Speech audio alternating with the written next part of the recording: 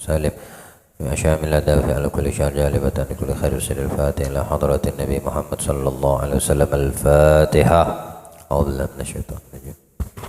الحمد لله رب العالمين الرحمن الرحيم مالك يوم الدين صراط الذين أنعمت عليهم غير المغضوب عليهم ولا الضالين آمين. Bismillah. Tafadhal qira sampai di mana? Lanjutkan. Bismillahirrahmanirrahim. Radhiyallahu ankum.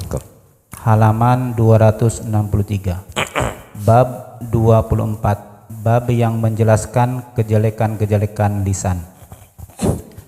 Bahaya lisan besar dan tidak dapat menyelamatkan diri dari bahaya keji dengan diam. Oleh karena itu Rasulullah Shallallahu Alaihi Wasallam memuji sikap diam dan menyuruh melakukannya. Beliau bersabda, barang siapa diam, ia pun selamat. Nabi Shallallahu Alaihi Wasallam bersabda, diam itu bijaksana dan sedikit pelakunya. Nabi Shallallahu Alaihi Wasallam bersabda, may yatakaffal lima baina lihiyaihi wa rizlaihi atakaffal lahu bil jannah. Barang siapa menjamin bagiku untuk menjaga lisan dan kemaluannya, maka aku menjamin surga baginya. Diriwayatkan bahwa Mu'adz bin Jabal berkata, ya Rasulullah, berilah aku wasiat. Nabi Shallallahu Alaihi Wasallam bersabda, u'budillaha ka'annaka tarahu adnafsaka fil mauta wa in syi'ta amba'tuka bima huwa milkul laka min hadha kullih wa asyara biyadihi ilal lisani. Sembahlah Allah seakan-akan engkau melihatnya dan anggaplah dirimu termasuk orang mati. Jika engkau mau kuberitahu sesuatu yang menjadi milikmu dari semua ini. Dengan tangannya beliau menunjuk kepada lidahnya. Diriwayatkan dari As-Siddiq radhiyallahu anhu bahwa ia meletakkan batu di mulutnya untuk mencegah dirinya berbicara. Beliau mengisyaratkan kepada lidahnya dan berkata, inilah yang menjerumuskan aku dalam berbagai kesalahan. Ibnu Mas'ud berkata, demi Allah yang tiada Tuhan selain Dia, tiada sesuatu yang lebih perlu ditahan dalam waktu lama daripada lidah. Sekarang kami tenangkan kejelekan-kejelekan lidah dan kami mulai dengan yang paling ringan kemudian meningkat. Bismillahirrahmanirrahim. Alhamdulillah wassalatu wassalamu ala Rasulillah Muhammad bin Abdullah wa ala alihi wa sahbihi wa man wala la haula wa la quwwata illa billah. Rabbi shrah li sadri wa yassir li amri wa hlul 'uqdatam min lisani yafqahu qawli. Allahumma rzuqna ilman nafi'an wa qalban khashi'an. Amma ba'd. Berkata Al-Imam Al-Ghazali di dalam bab yang menjelaskan afatul lisan, kejelekan-kejelekan lisan. Kalimat afat ini segala sesuatu yang tidak diinginkan, yang mesti orang ketika faham dan tahu harus dia menghindar. Oleh karena itu kita sering kali mendengarkan di dalam lantunan sholawat atau doa yang dipanjatkan dengan membawa nama Nabi Muhammad, Allahumma salli wa sallim ala sayyidina Muhammadin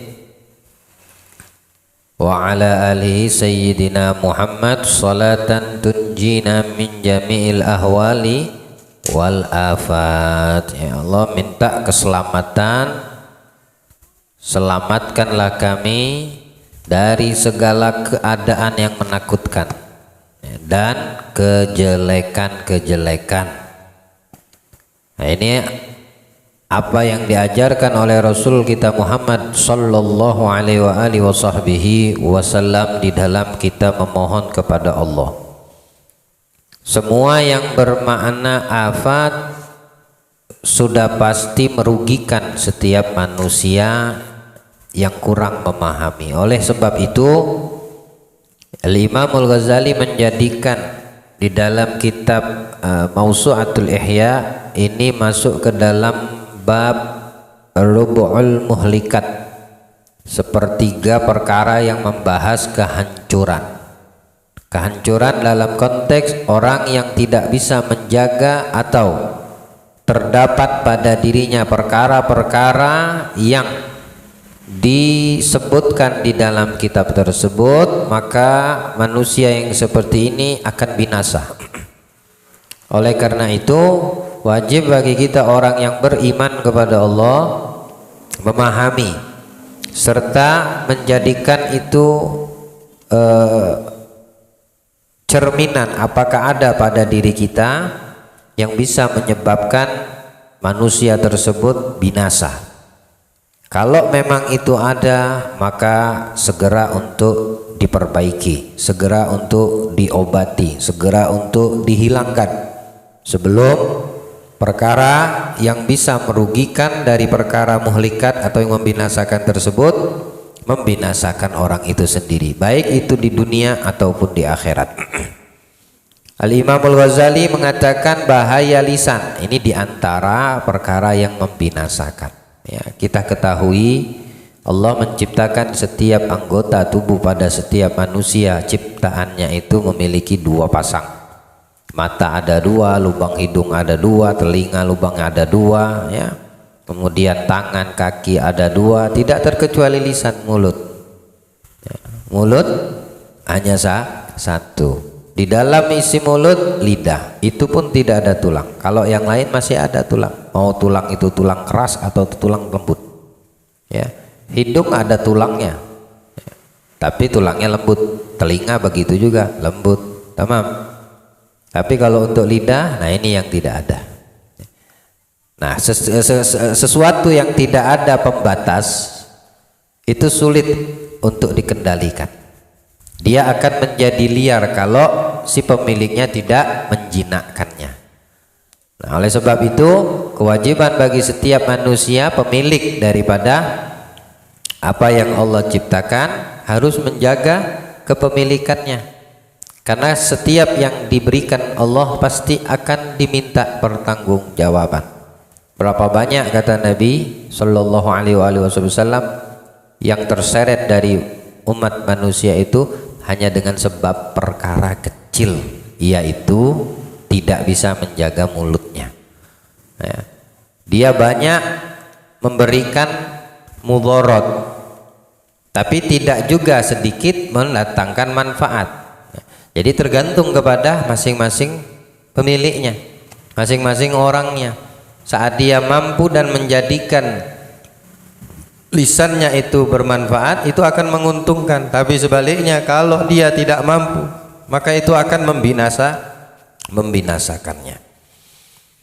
Dan bahaya lisan besar walaupun bentuknya kecil. Imam Ghazali menjelaskan lisan itu bentuknya kecil, tapi kejelekan yang bisa dia sebabkan besar. Maksudnya besar bagaimana? Orang tersebut bisa terseret dengan lisan yang kecil bentuknya itu ke neraka yang membinasakan. Tamam? Tidak dapat menyelamatkan diri dari bahaya kalau kita nggak bisa mengendalikan lisan kita. Allah menjaga lisan kita, selalu melindungi lisan kita. Ya, sebaik-baik orang itu adalah yang selalu bisa menjaga lisannya di mata Allah. Dan itu orang yang baik perangainya. Ya, orang yang diam itu selamat. Ya. Orang yang diam selamat. Tapi orang yang banyak omong, orang yang banyak cakap, orang yang banyak berkata-kata, itu pasti banyak keplesetnya. Artinya banyak dia akan melakukan kesalahan. Kalau sudah dia banyak melakukan kesalahan, kata Rasul, pasti dikhawatirkan akan menyeret dirinya ke dalam siksa neraka. Ya. Dan apa yang sudah terucap itu kadang-kadang sulit untuk kita kembalikan. Ya. Dari sebab mulutlah terkeluarkan fitnah. Ya. Dari sebab orang tidak bisa jaga lisan terjadi permasalahan. Dari sebab ini anggota badan yang kecil, ya, namanya mulut atau lidahnya, lisannya, orang bermusuhan. Dari sebab lisan terjadi fitnah.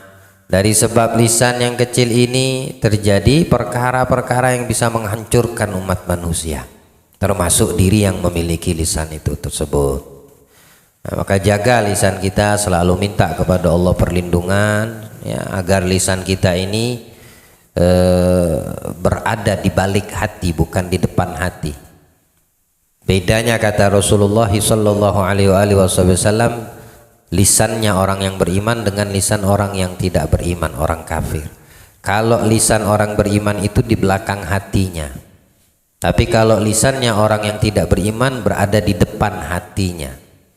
Kalau lisan orang yang berada di belakang hati, yaitu lisan orang yang beriman, sebelum dia bercakap, berbicara, dia saring dulu. Hatinya itu menyaringnya. Ya. Apakah harus aku ucapkan? Apakah harus aku berkata-kata? Atau lebih baik aku diam? Ini karena lisannya berada di belakang hatinya. Tapi kalau lisannya berada di depan hatinya, nggak ada lagi sudah filter, langsung saja keluar dia, langsung dia berkata, langsung dia berucap, entah itu merugikan, menyenangkan, bahkan kadang berbentuk kebohongan karena tidak disaring. Dan ini kata Rasulullah, ciri-ciri lisan orang munafik, orang-orang yang tidak beriman, dia berada di hadapan hati. Tapi ciri-ciri lisannya orang yang beriman, dia berada di balik hati, di belakang hati. Ya, jadi hati itu sebagai filter dan saringan yang menyaring apa yang akan dikeluarkan. Kalau yang keluar itu bagus, ya, saringannya bagus, maka yang keluar bagus. Tapi kalau udah disaring lagi, nggak difilter lagi, maka kotor bagus keluar semua. Tapi lebih banyak kotornya. Nah, fungsinya filter itu, saringan itu untuk apa? Membersihkan kotoran. Nanti lihat kalau seandainya filter air, saringan air, ya, air yang keluar setelahnya melewati saringan tersebut jadinya jernih, putih, bersih, karena disaring, difilter. Nah, itulah ucapan orang-orang yang beriman, tutur kata, kalimat, kata-kata, percakapan orang-orang yang beriman sebelum keluar dari lisannya disaring terlebih dahulu oleh hatinya. Nah, Allah beri pemahaman untuk kita. Ya, mudah-mudahan Allah jadikan lisan kita betul-betul lisan orang yang beriman, yang berada di balik hati kita, sehingga setiap tutur kata yang akan kita ucapkan terlebih dahulu hati menyaringnya, ya, memfilternya, hingga yang keluar dari ucapan kita itu baik, menyenangkan orang, tidak menyakiti orang, tidak memfitnah orang, tidak membenci orang, tidak menyebabkan permusuhan dengan orang, tidak menyebabkan kita berdosa dengan apa yang kita ucapkan. Adakah itu unsurnya ghibah, namimah dan lain sebagainya, ya. Nah, mudah-mudahan Allah jadikan lisan kita seperti lisan orang-orang yang beriman. Amin, Allahumma amin. Oleh karena itu Nabi SAW memuji sikap diam, bahkan Nabi memerintahkan, ya, yakni Nabi sangat menyukai orang yang tidak banyak cakap, tidak banyak ucap, tidak banyak ngomong. Disukai dan dipuji oleh Nabi SAW. Kalau kita dipuji sama orang bahagia, senang, ya. Lantas kenapa kalau Nabi kita memuji kita seolah-olah tidak ada kesan gitu? Pujian dari Nabi SAW itu lebih berkesan dari semua pujian yang ada di atas muka bumi ini. Kalau udah orang dipuji sama Nabi, berarti Nabi itu bangga sama orang tadi. Kalau orang sudah dibanggakan sama Nabi, insya Allah selamat orang tersebut dunia dan akhiratnya. Nah, orang yang bisa menjaga ucapan yang keluar dari lisannya dengan banyak diam, itu dipuji sama Nabi. Suka Nabi dengan orang yang bisa menjaga lisannya. Nabi memerintahkan untuk melakukan itu. Untuk melakukan apa? Untuk melakukan agar lisan kita selalu kita jaga. Ya, lakukanlah apa yang bahaya bagi lisan saat berucap untuk tidak dilakukan.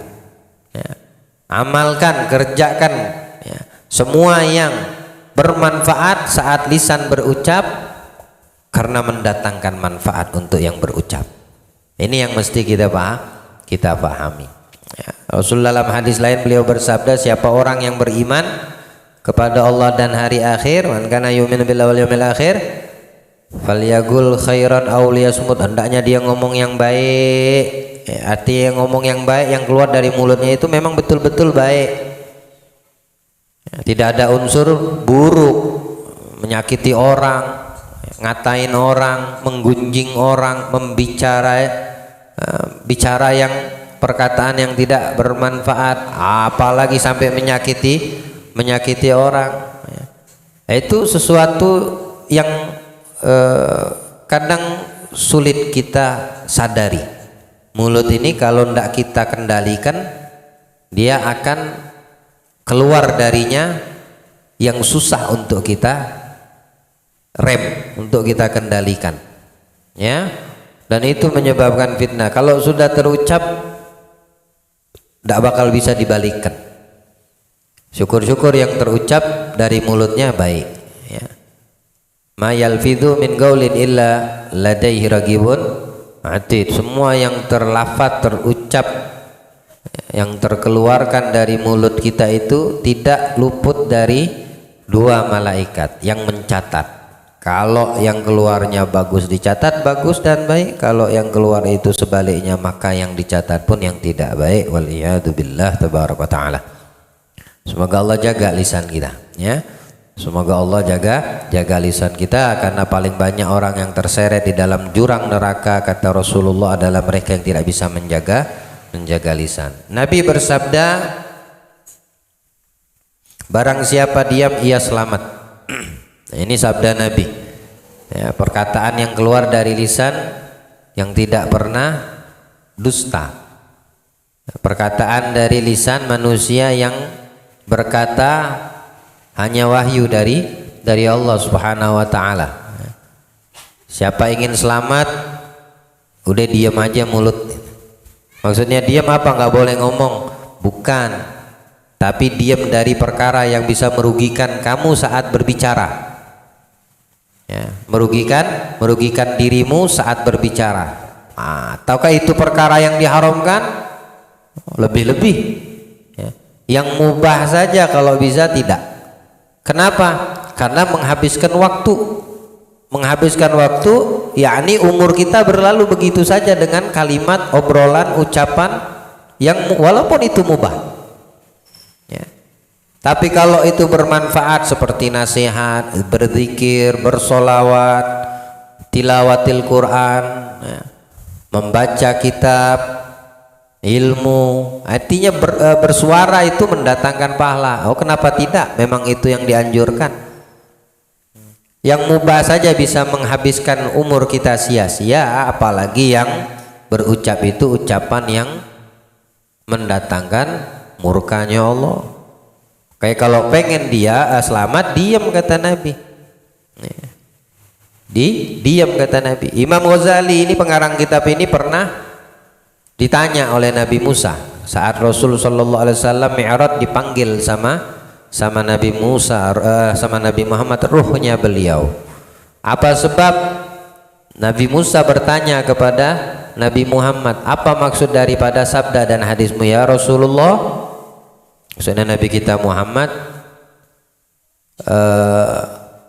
umatmu seperti, kedudukan umatmu seperti para nabi Bani Israel. Nabi bilang seperti itu, ya. Umatnya, ulamanya umat Nabi Muhammad ini, ya, kedudukannya itu sama seperti kedudukan para nabi dan rasul dari kalangan Bani Israel. Ya, apakah maksudnya ulama dari umat Nabi Muhammad seperti adalah nabi daripada nabi Bani Israel? Tidak. Saking mulianya ulama yang mustaqim dari kalangan umat Nabi kita Muhammad, memiliki kedudukan yang tinggi di sisi Allah. Perumpamaannya, kata Rasul, seperti kedudukan para nabi dan rasul Bani Israel. Apakah Nabi yang menjawab? Tidak, bukan Nabi yang menjawab, tapi Nabi langsung praktek, memberikan jawaban yang secara realita. Dipanggil dan didatangkan ruhnya Al-Imamul Ghazali,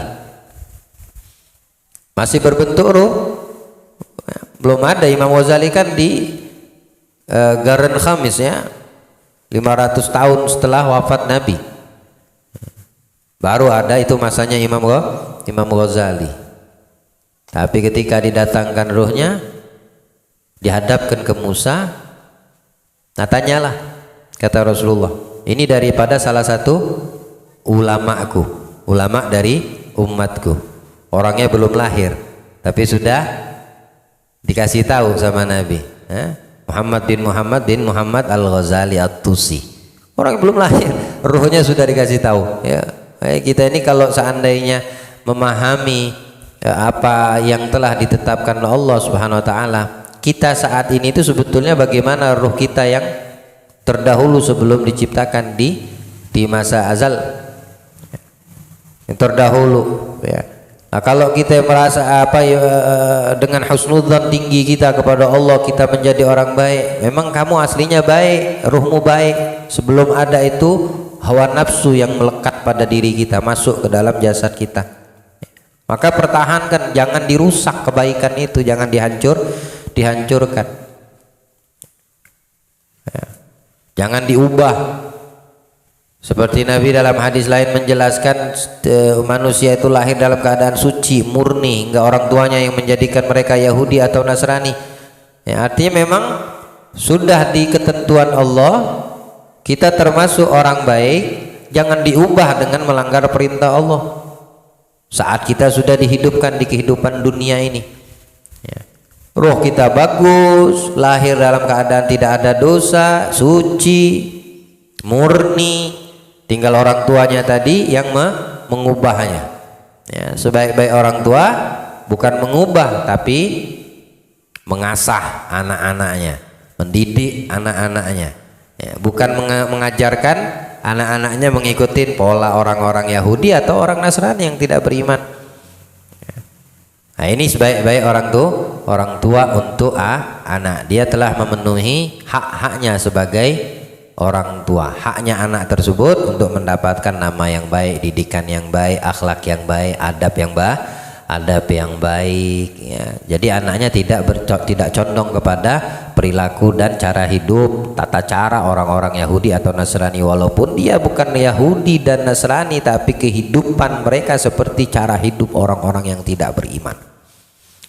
Nah, jadi jaga, kalau memang sudah di ketetapan Allah kita termasuk daripada ruh-ruh yang terdahulu baik beriman, jagalah saat nafsu dan syahwat ada di dalam diri kita, selalu kita dalam keadaan bisa mengendalikannya, dan ketika keluar ruh ini pun dalam keadaan tetap baik. Ya. Allah bihusnil khatimah. Kata Rasulullah kepada ruh Imam Ghazali, didatangkan ke hadapan Nabi Musa, ditanya apa maksud daripada ulama umatku seperti Nabi dan Rasulnya Bani Israel. Dijawab oleh Al-Imamul Ghazali, ya. Dijawab oleh Al-Imamul Ghazali apa yang ditanyakan oleh Nabi Musa kepada Nabi Muhammad saat ruhnya didatangkan dan dipanggil oleh Rasulullah.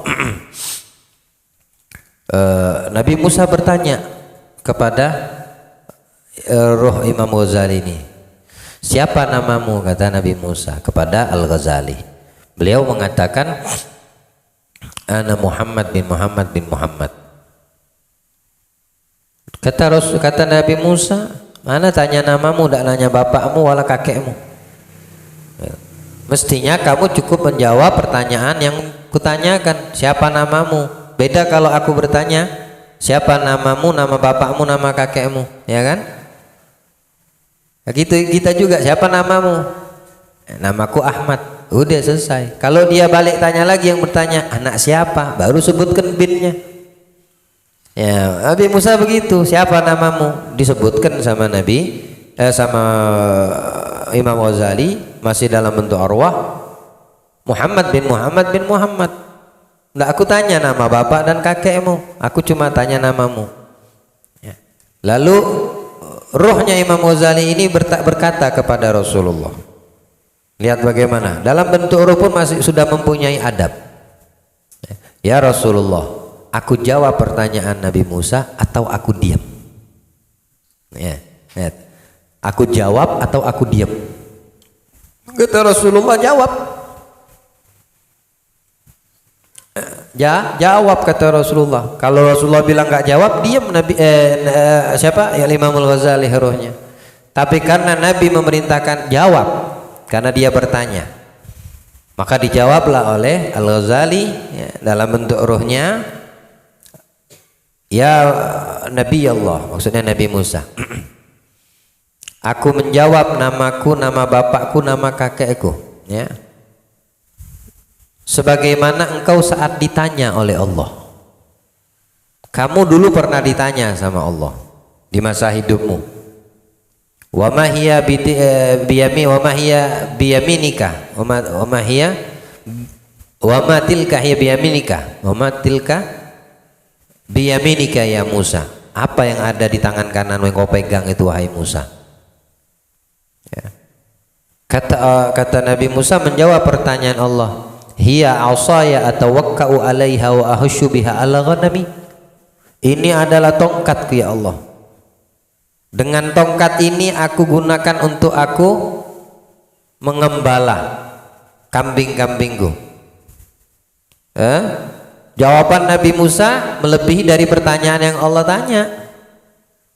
Karena Allah tanya apa yang ada di tangan kananmu wahai Musa. Seyogianya Nabi Musa menjawab sesuai pertanyaan. Ini adalah tongkat ya Allah. Udah cukup. Allah tidak tanyakan kau gunakan untuk apa tongkatmu, kau fungsikan untuk apa tongkatmu. Enggak, Allah enggak tanya seperti itu. Allah cuma tanya apa itu di tangan kananmu.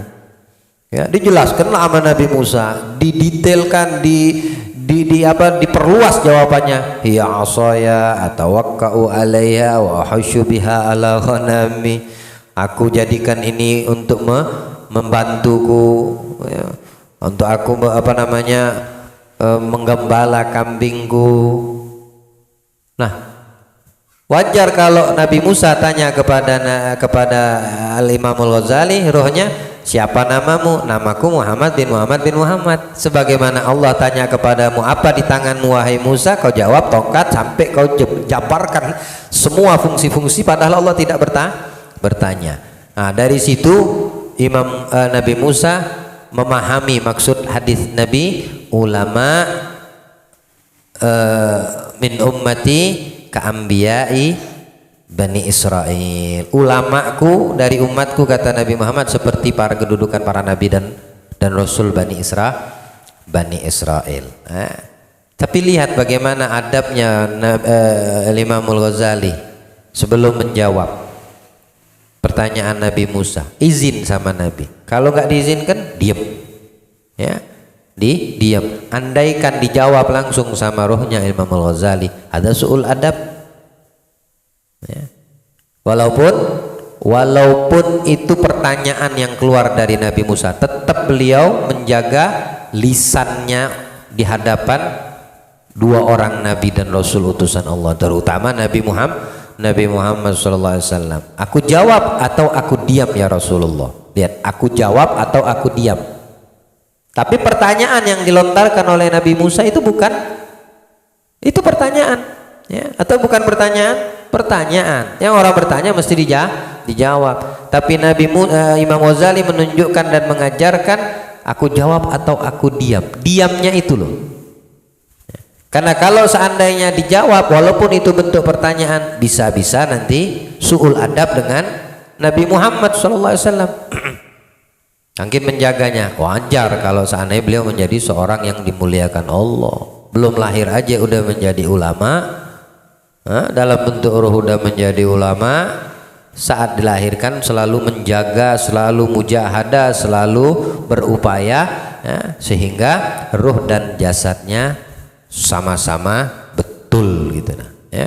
Dalam bentuk ruh ulama, ketika ruh masuk ke jasad tetap menjadi ulama, ya, karena menjaga, karena bertakwa, karena takut pada Allah, karena selalu menuntut ilmu, karena mujahadatun nafas, hingga tetap terjaga kemurnian ruhnya tersebut walaupun sudah bercampur membaur dengan syahwat dan hawa nafsu di dalam tubuh manusia. Kalau pengen selamat, kata Nabi, diam, ya. Kalaupun harus berbicara yang baik. Nabi bersabda dalam hadis lain, diam itu bijak, tapi sedikit pelakunya. Bijaksana. Orang yang diam itu bijaksana, orang baik, orang bagus, ya. Tapi kebanyakan orang nggak bisa jaga mulutnya, nggak bisa ngerem lisannya, ya. Apalagi kalau udah duduk, udah ngobrol, ya. Majelis namanya, ya. Hatta di majelis, habis majelis majelis, ya toh, habis majelis majelis, ya. Kalau yang dimajelaskan itu pembahasan tentang majelis, bagus. Tapi kalau setelah majelis ngomongin orang, nah ini yang rugi. Tamam. Kalau didapatkan hal seperti itu, tidakkah kamu tinggalkan lebih baik? Iya, tinggalkan lebih baik daripada majelis yang tidak bermanfaat. Kalau majelisnya mengulang pelajaran yang dipelajari sebelum terjadi selesainya itu majelis, oh itu sesuatu yang hasan, yang bagus, yang baik. Apa ya maksudnya ini? Adakah di antara kalian yang paham maksud apa yang disampaikan guru kita tadi ya? Nah, misal mungkin dia malu untuk bertanya, dia bertanya kepada ikhwan yang ada di sekitarnya, kamu pahamkah maksudnya? Itu pembahasan ilmu itu namanya, bagus ya. Tapi kalau pembahasan di luar dari konteks yang mendatangkan ilmu, lebih baik tidak usah majelis, balik aja langsung pulang, itu lebih baik. Itu lebih baik ketimbang kamu bertahan sambil majelis yang mubah saja menghabiskan umur, apalagi kalau ngomongin orang, apalagi kalau majelisnya mendatangkan mudarat, dosa. Nah, itulah afat jeleknya lisan. Ya. Kita tidak sadari kadang dia berucap, dia berkata-kata tuh kita kadang tidak sadar, ya, kita tidak sadar. Nah, itu yang menyebabkan banyaknya kegafilan dengan sebab lisan, hingga dia menjerumuskan seseorang ke dalam jurang neraka, wal'iyadzubillah. Allah selamatkan lisan kita. Semoga Allah jaga lisan kita, semoga Allah jaga hati kita, dan semoga Allah letakkan lisan kita di belakang hati kita, karena itu cerminan orang-orang yang beriman. Qala Rasulullah sallallahu alaihi wasallam, man takaffal lima baina lihyaihi wa rijlai atakaffal lahu bil jannah. Siapa orang yang menjamin bagiku, menjaga antara dua dagunya. Lihya itu tempat tumbuh jenggot, dagu inilah lihya. Ya, yang menjaga antara lihya itu maksudnya mulut. Yang dekat sama dagu ini apa? Bukan hidung tapi mulut. Siapa yang bisa menjaminku, kata Nabi, menjaga itu satu perkara itu, aku jamin dia untuk masuk ke dalam surga. Masya Allah, dijamin Nabi dengan bisa menjaga ini aja ya. Yang kedua, yang bisa menjaga antara dua kakinya, maksudnya kemaluan antara paha kanan dan kiri, mau laki dan perempuan. Kalian bisa menjaminku dengan menjaga antara dagumu dan dua kakimu, aku jamin kalian masuk surga, kata Rasul. Main-mainkah omongan Nabi ini? Oh, surga itu tidak diciptakan kalau bukan karena Nabi. Tidak ada orang masuk surga pertama kecuali Nabi kita Muhammad. Yang buka pintu surga siapa orangnya? Nabi kita Muhammad. Allah menciptakan semua alam semesta ini karena Nabi Muhammad. Kalau bukan karena Nabi Muhammad, tidak aku ciptakan engkau Adam, wala aku ciptakan semua makhluk ciptaan yang ada ini.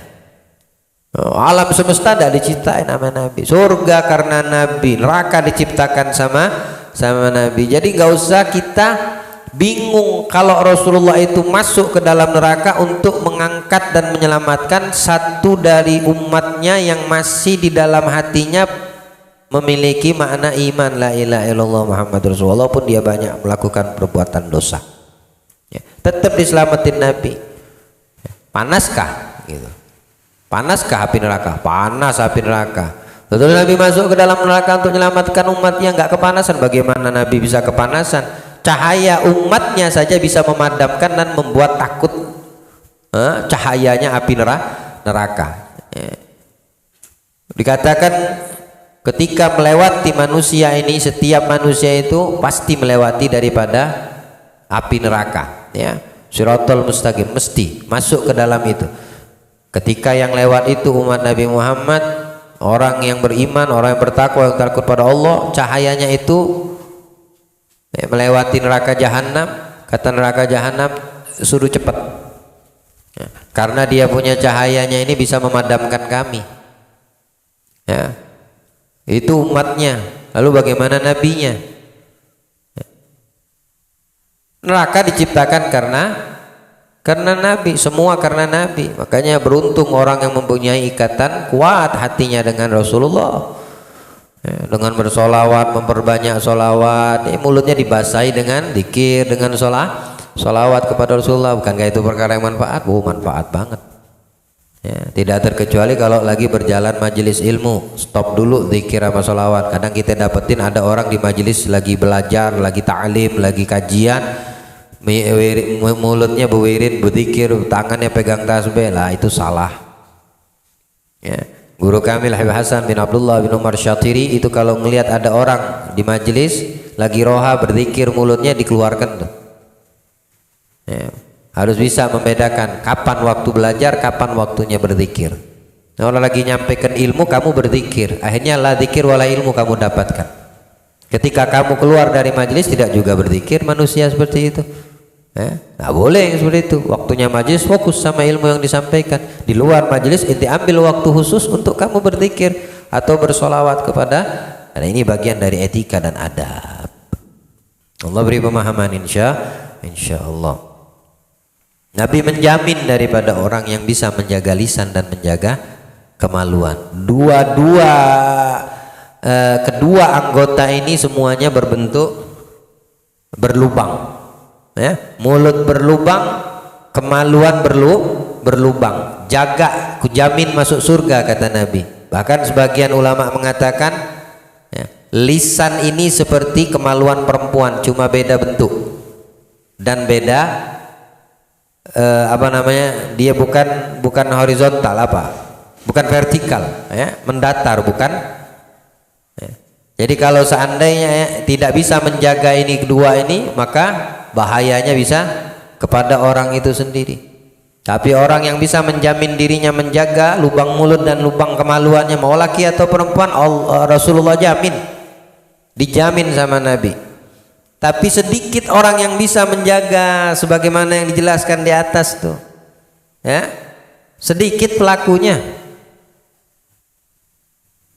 Yang sedikit itu beruntung, malah yang sedikit itu beruntung. Jadikanlah diri kita yang sedikit.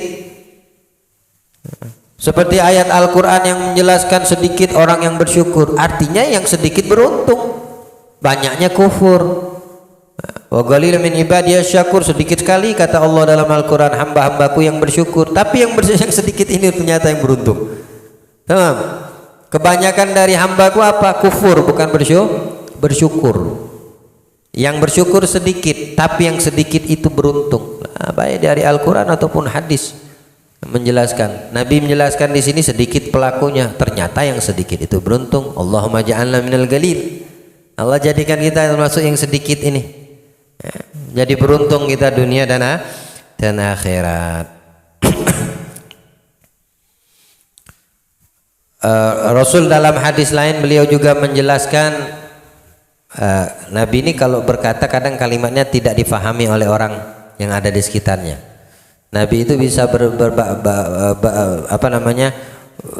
berbahasa di luar bahasa Arab, bahasa Badui, bahasa pedalaman, paham loh Nabi. Bahkan sahabat kadang bingung dengan bahasa Nabi. Ada 3 kalimat seperti yang pernah Nabi ucapkan, dzab-dzab, lag-lag, sama dzab-dzab, lag-lag, sama dom-dom.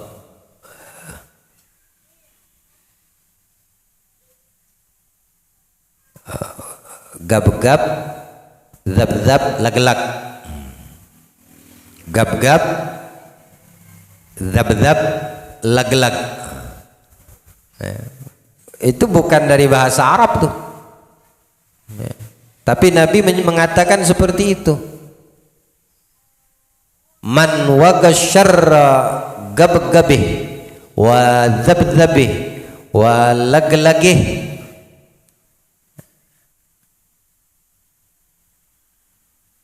siapa orang yang bisa menjaga gab-gabnya dan menjaga dzab-dzabnya dan menjaga lag-lagnya, amina min syar waga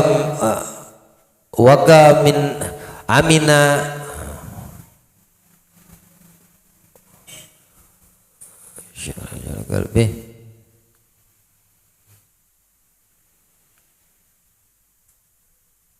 amina min syarra kullah, ya. Siapa orang yang apa itu dab-dab? Apa yang pertama tadi? Gab-gab, gab-gab, dab-dab, lag-lag. Siapa orang yang bisa menjaga gab-gabnya? Gab-gab itu apa? Gab-gab itu kemaluan. Gab-gab itu kemaluan. Siapa orang yang bisa menjaga zab-zabnya, gab-gab itu perut yang masuk ke dalam perutnya. Zab-zab itu kemaluan atau sebaliknya, lupa saya. Siapa orang yang bisa menjaga perutnya, zab-zabnya dan kemaluannya, walaglaknya dan mulutnya, fagat wagasyarra kullah, maka sungguh dia orang tersebut, ya, telah menjaga dirinya dari semua keburukan yang ada. Semua keburukan, Masya Allah. Apapun bentuk keburukan, kalau 3 ini kata Nabi bisa dijaga, selamat ini orang. yakni dia akan jauh daripada semua bentuk keburukan untuk dirinya, tidak akan didapati pada dirinya. Jaga ini gab-gab, zab-zab, lag-lag. Gab-gab itu kalau tidak salah kemaluan perut, zab-zab itu kemaluan atau sebaliknya, walag-lag itu mulut. Perut, maluan, mulut. Kalau dia bisa jaga ini 3 kata Rasulullah, maka dia terjauhkan dari semua keburukan, semua kejelekan. Ajib. Cuma 3 perkara. Tapi tetap di akhir hadis beliau mengatakan sedikit yang bisa menjaga. Oke? Ini kalau panjang hadisnya seperti itu. Namun sedikit orang yang bisa menjaga kemaluan, menjaga perutnya, menjaga mulutnya. Andaikan dia bisa menjaga, kata Rasulullah, kita bisa menjaganya, maka kita telah selamat dari semua bentuk keburukan.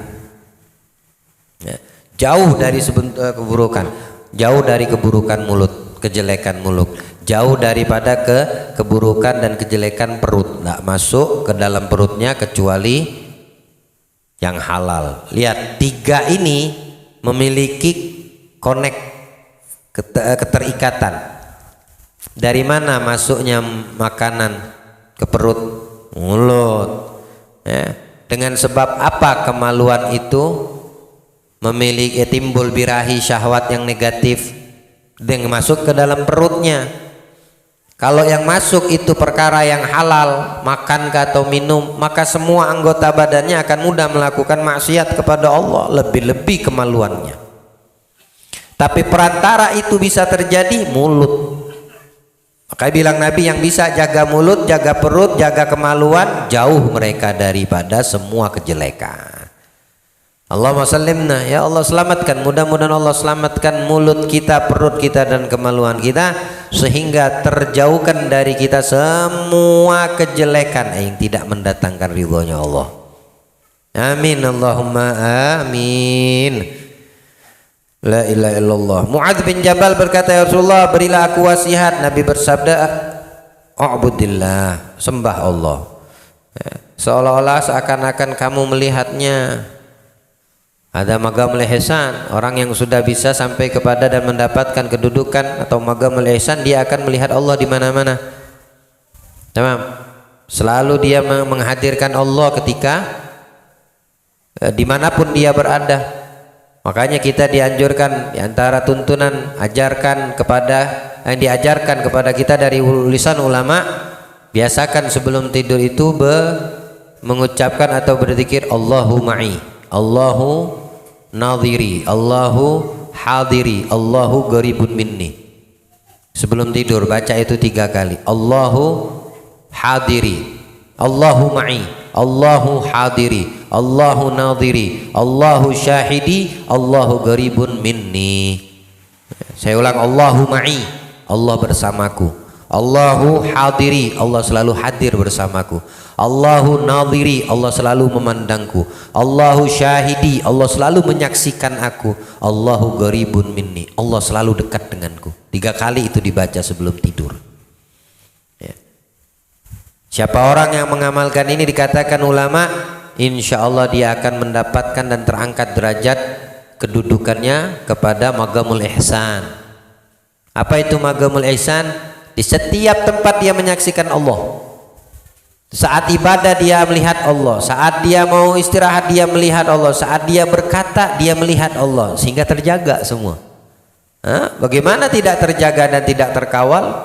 Dia meyakini mendarah daging pada dirinya, di dalam dirinya ada Allah. Allah bersamaku, Allah melihatku. Tidak bakal luput kita dari pandangan Allah. Ya. Kalau CCTV masih bisa luput, tapi pandangan Allah nggak ada yang bisa luput dari pandangan Allah. Allahu syahidi, Allah menyaksikan.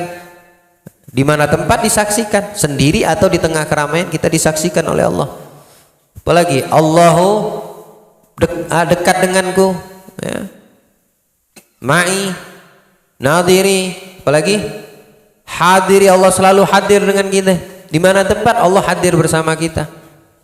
Jadi kita menghadirkan Allah, sehingga Allah hadir dengan kita. Kalau kita lupa, ghafil, lalai, tidak menghadirkan Allah, ya Allah nggak hadir dengan kita.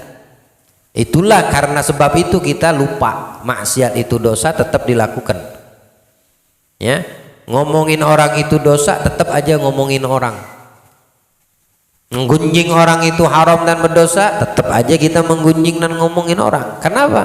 Karena Allah nggak hadir, nggak dihadirkannya Allah. Gharibun minni, dekat denganku. Dia tidak mendekatkan dirinya kepada Allah, Allah pun akan menjauh dari dia. Atau Allah menyaksikan, dia tidak melihat Allah. Bagaimana dia bisa terjaga dari maksiat? Ya, amalkan itu sebelum kita mau tidur. Orang yang mengamalkan ini dikatakan akan mendapatkan maqamul ihsan.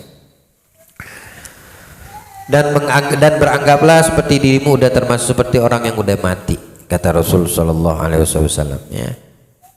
Jika engkau ingin kuberitahu sesuatu yang menjadi milikmu dari semua ini, dengan tangannya Nabi menunjuk kepada lidahnya. Maksudnya Nabi isyarahkan sama Nabi pakai tangan lidah. Jaga mulut. Setiap kita ini bangun di pagi hari, semua anggota badan ini ngomong. Cuma ya kita tidak mendengar. Allahumma Nabi menjelaskan. Dengan sebab itu penjelasan Nabi kita mengetahui kalau mata kita, hidung, telinga, tangan, perut, kaki, kemaluan ngomong setiap kita bangun tidur pagi hari itu. Apa yang dikatakan? Dia ngomong kepada siapa? Anggota badan ini ngomong kepada mulut. Bangun pagi itu semua anggota badan kita ngomong sama mulut. Mulut, mustaqim lah, ya, istiqomah lah, betul-betul lah kau jaga dirimu. Si mulut tadi itu dikasih ultimatum sama anggota badan yang lain. Kita punya anggota badan ini, ya, mulut, kuping, semua anggota badan ngasih ultimatum sama mulut. Setiap kita bangun pagi, mulut, mustaqim lah kau. Kalau kau mustaqim, kami semua mustaqim. Tapi kalau kau bengkok, kami semua bengkok. Masya Allah, penentunya mulut. Itu yang setiap hari dikatakan oleh anggota badan kita saat kita bangun dari tidur kita, ya. Karena Nabi yang menjelaskan itu. Memang mata telinga kita tidak mendengarkan bahasa anggota badan kita, tapi Nabi mengatakan seperti itu, ya, wajib kita percaya. Kita orang yang beriman. Jadi kalau lisannya bagus, bagus semua anggota badannya. Matanya jadi bagus, matanya melihat yang bagus, telinganya mendengar yang bagus, yalah. Tangannya menggapai yang bagus, kakinya melangkah ke tempat yang bagus. Kenapa? Karena lisannya itu mustaqim, bagus. Tapi kalau bengkok, matanya bengkok, ngelihat yang haram, telinganya mendengar yang haram, tangan menggapai yang haram, kaki melangkah ke tempat yang haram, perut terisi dengan yang haram, kemaluan melakukan yang haram. Kenapa? Karena lisannya bengkok. Tidak bisa jaga mulut maksudnya. Setiap pagi itu terjadi, Masya Allah. Setiap hari, setiap kita bangun dari tidur, ini 6 anggota badan ini ya, ngasih statement kepada mulut itu agar dia mustaqim, jangan bengkok, jangan belok, kau lurus, istiqomah, jaga mulutmu, jangan asal ngomong, karena kamu penentu kami, kata si anggota yang lain ya. Kamu wahai mulut yang menentukan nasib kami. Kalau kamu bagus, kami bagus. Kalau kamu tidak bagus, kami pun jadi tidak bagus. Sallallahu alaihi wasallam. Allah berikan pemahaman. Ya Allah, jaga lisan kita insya Allah. Sayyidina Abu Bakar As-Siddiq, beliau mengatakan setiap seringkali menggigit ya, batu atau masuk ke kamar mandi, beliau itu menggigit batu. Di mulutnya itu ada batu. Karena beliau ini tidak pernah berhenti mulutnya berzikir kepada Allah. Ada Sayyidina Abu Bakar. Ia meletakkan batu di mulutnya untuk mencegah dirinya berbicara. Begitu juga. Ya. Kalau masuk kamar mandi gigit batu supaya tidak berzikir kepada Allah di tempat yang tidak bagus, tempat yang tidak baik. Di luar kamar mandi tetap menggigit batu, hampir menggigit batu, kebanyakan hari-harinya supaya mulutnya tidak asal ngomong. Tergigit batu itu. Ini kiasan, artinya apapun yang mau kau gigit, batu kah atau apa, kayu kah atau apa, artinya jaga apa yang bisa menjaga mulutmu asal tidak ngomong kecuali yang baik. Nah itulah kita punya hati ini peranannya sebagai filter dan menyaring dari apa yang mau kita ucapkan. Beliau mengisyaratkan kepada lidahnya dan berkata, inilah yang menjerumuskan aku dalam berbagai kesalahan. Lihat Sayyidina Abu Bakar, mungkin dia menjaga dan takut sama mulutnya. Beliau mengatakan ini yang sering membuat aku jatuh kepada perbuatan yang tidak baik. Orang yang paling afdol di atas muka bumi setelah Nabi Muhammad dan para nabi, Abu Bakar As-Siddiq, merendah betul, tawadhu betul, takut betul sama Allah.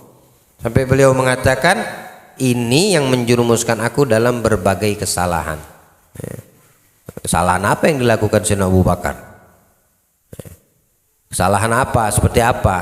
Ini menunjukkan bahwasannya beliau itu betul-betul menjaga diri ya, terhadap lisannya. Abdullah bin Mas'ud juga pernah berkata, demi Allah yang tiada Tuhan selain Dia, tiada sesuatu yang lebih perlu ditahan dalam waktu lama daripada lidah. Ini yang paling perlu ditahan, mulut kita nih. Walaupun butuh waktu lama, artinya lebih banyak kamu diam lebih bagus. Tahan mulut. Kalaupun bicara yang baik, kalau bakal yang keluar tidak baik, ya udah diam lebih baik walaupun makan waktu lama. Mana baik dan bagus orang yang bisu sama orang bisa berbicara? Lihat keadaan ya. Kalau dia bisa ngomong, tuna apa namanya bisu nih? Tuna wicara. Kalau dia bisa ngomong tapi dia selalu berbuat onar dengan omongannya, menyakiti dirinya sendiri melalui orang lain, membuat gaduh dengan mulutnya, membuat fitnah di luar sono, lebih baik jadi tunawicara, lebih baik bisu, tidak bisa ngomong ya. Tapi kalau seandainya dia bisa bicara, manfaat mulutnya, lebih baik bisa ngomong, gak usah jadi tunawicara kalau dikasih dua pilihan seperti itu. Paham tuh ya. Lihat sekarang bagaimana mulut orang-orang yang gak bisa mengendalikan lisan. Ya, ente kan punya medsos tuh, isinya mulut orang semua, entah itu yang haram yang mubah, juga ada yang taat. Tapi lihat bagaimana banyak yang ada, yang banyak itu yang maksiat, ngomongin orang, ngerendahin orang, memfitnah orang, membicarakan orang. Karena mata selalu melihat, akhirnya terikut. Itu jahatnya media sosial. Tapi kalau seandainya baik, akan keluar dan menjadi sarana yang baik. Wahakata. Semoga Allah beri pemahaman, ya.